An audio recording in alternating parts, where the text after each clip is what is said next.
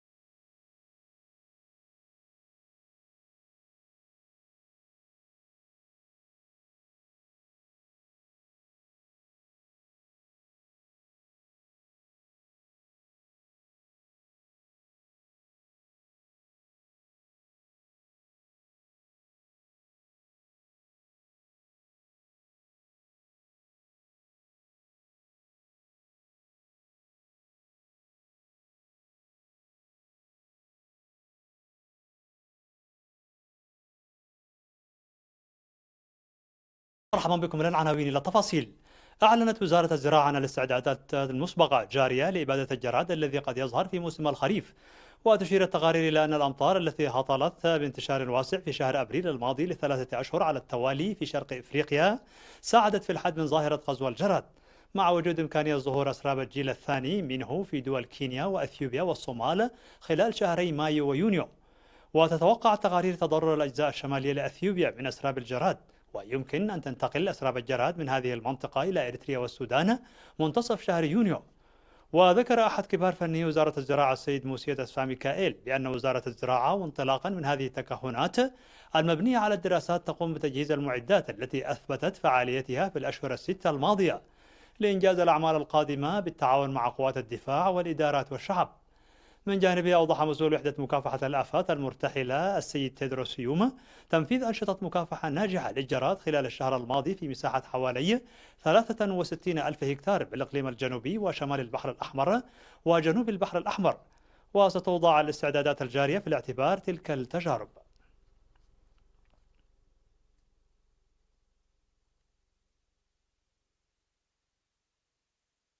قدم الإريتريون في الداخل والمهجر مساعدات تقدر بأكثر من 72 ألف نقفة للمحتاجين في كتم أولع بمديرية قالة نفحي.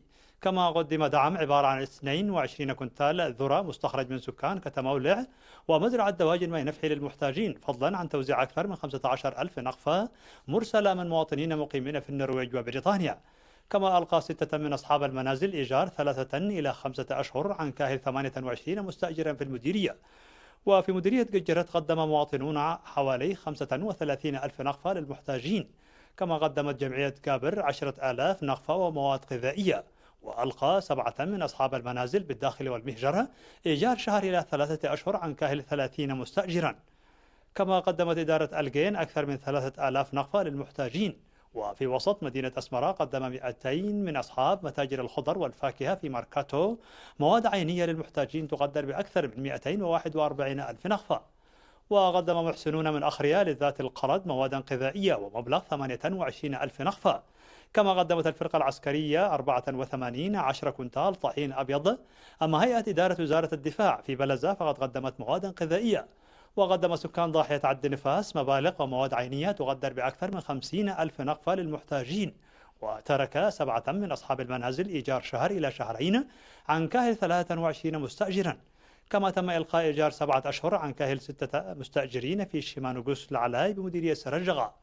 وألقى الإريتريون في الداخل والمهجر إيجار شهرين إلى 6 أشهر للمستأجرين في عداق حموس وترافولو ودباروا. كما قدم مصنع إريتريا للأقمشة حوالي 700 ألف كمامة فم وأنف بقيمة 70 ألف نقفة للمؤسسات. في إطار التبرعات الجارية للتصدي لوباء فيروس كورونا في البلاد، تبرعت جمعية المرافق الخدمية السياحية في الإقليم الأوسط ب 736,200 نقفة. والعمال الإريتريين في مؤسسات الأمم المتحدة في إريتريا ب 367 ألف نقفة. وعمال مفوضية الثقافة والرياضة من مرتبهم الشهري 300 ألف نقفة. والإريتريون العاملون في السفارة الأمريكية ب 124 ألف نقفة. وعيادة الأسنان دينتال كلينيك 40 ألف نقفة. وعمال بنك التنمية والاستثمار 35,072 نقفة. وشركة فانا للتجارة العامة 20,000 نقفة، ومتجر سناي لإدوات البناء 20,000 نقفة، والغرفة التجارية الإريترية ب20,000 نقفة. وفي مديرية هبرو تبرع سكان ضاحية فلفلي بمديرية هبرو ب10,000 نقفة، وضاحية قلت ب4,000 نقفة، وضاحية قرعوبل ب4,000 نقفة، وضاحية عريتاي ب6,000 نقفة، وضاحية هبرو سعداء ب6,000 نقفة، وهبرو تسليم ب6,000 نقفة، وأفعايون ب7,000 نقفة، ومزرت ب2,000 نقفة. وتبرعت مؤسسة نيو سنشري ب10,000 نقفة، ومصنع ستيفانوس عقبازجي للأحذية ب10,000 نقفة، ولجنة طريق عرزة عدي تسفالعول ب5,000 نقفة، وورشة مبراق إيساغ لغسيل السيارات في دقم حري ب2,500 نقفة، ومصنع برهانة ولدة للملابس ب2,000 نقفة، ومتجر محاري إياسو لغطاء قيار السيارات ب5,000 نقفة، وفندق إفريقيا ب5,000 نقفة، وحلوان جرين بارك ب5,000 نقفة، ومؤسسة جنة الخاصة ب5,000 نقفة. كما تبرع عدد كبير من الأفراد بحوالي 100,000 نقفة و100 دولار. كما قرر المواطنون من أصحاب المنازل المقيمون في هولندا وألبانيا والسويد إلقاء إيجار شهرين ل5 أشهر عن كاهل المستأجرين لمنازلهم في دباروا وقشيت وأسمرة.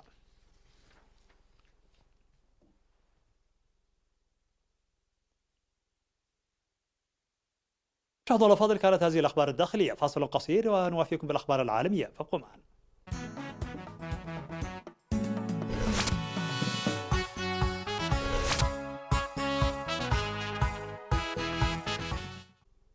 مرحبا بكم. على الصعيد العالمي، قالت منظمة الصحة العالمية أن تقريرا عن ظهور حالة كوفيد-19 في فرنسا خلال ديسمبر أي أبكر مما كان يعتقد عن موعد بدء انتشار المرض ليس مفاجئا، وحثت الدول الأخرى على تحري أي حالات مبكرة أخرى يشتبه أنها للمرض الناجم عن الإصابة بفيروس كورونا. وأبلغت السلطات الصينية منظمة الصحة العالمية بظهور الفيروس لأول مرة في ديسمبر، ولم يكن يعتقد أنه ظهر في أوروبا حتى يناير. وقال كريستيان ليندماير المتحدث باسم منظمة الصحة العالمية في إفادة بالأمم المتحدة في جنيف، مشيرا إلى التقارير الفرنسية، أن ذلك يعطي صورة جديدة تماما لكل شيء. وتوصل مستشفى في فرنسا عاد فحص عينات لمرضى الالتهاب الرئوي إلى أنه عالج رجلا كان مصابا بمرض كوفيد-19 في 27 من ديسمبر، أي قبل نحو شهر من تأكيد الحكومة الفرنسية ظهور أول حالة بالمرض. وحث المسؤول دولا أخرى على فحص سجلات حالات الالتهاب الرئوي ذات المصدر غير المحدد في أواخر 2019، قائلا أن ذلك سيعطي العالم صورة جديدة أكثر وضوحا عن التفشي.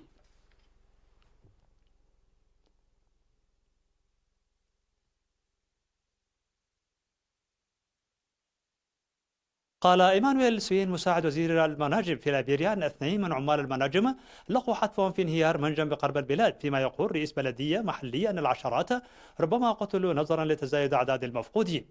وصرح سوين لرويترز بأن الانهيار وقع في منطقة للتعدين بمقاطعة جراند كيب ماونت، مضيفا أن الوزارة تجمع معلومات بشأن الحادث.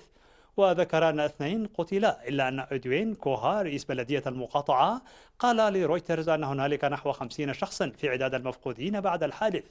الجدير بالذكر أن المناجم غير الشرعية شائعة في هذا البلد الغني بالمعادن، والذي عصفت به جائحة أيبولا بعد حربين أهليتين.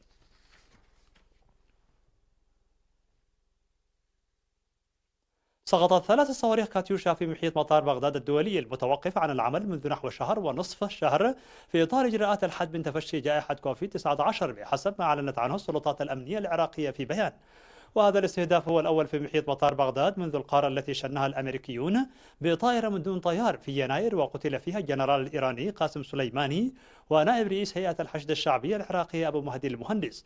وقال مصدر أمني في الشرطة أن الهجوم استهدف مقر قوات مكافحة الإرهاب حيث تتواجد القوات الأمريكية. وأكدت خلية الإعلام الأمني الرسمي في بيانها أن الهجوم لم يؤدي إلى وقوع ضحايا أو أضرارا مادية.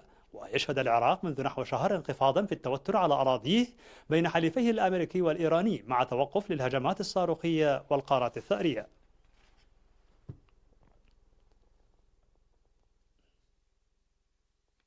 في الخبر الأخير، قال المكتب الإعلامي لحكومة الشارقة بدولة الإمارات العربية المتحدة أن رجال الإطفاء سيطروا على حريق اندلع في برج سكني بالإمارة. وقال المكتب أن 7 أشخاص لحقت بهم إصابات طفيفة جراء الحريق الذي شب في البرج الواقع بمنطقة النهدة، ونقلوا إلى المستشفى للعلاج. وأظهرت لقطات يفترض أنها للحريق حطاما مشتعلة تسقط من برج تلتهمه النيران. وقالت وسائل إعلام محلية أن برج أبكو هو الذي اندلعت فيه النيران. وقال المكتب الإعلامي للشارقة أنه تم إخلاء البرج من السكان ولم يذكر سبب اندلاع الحريق.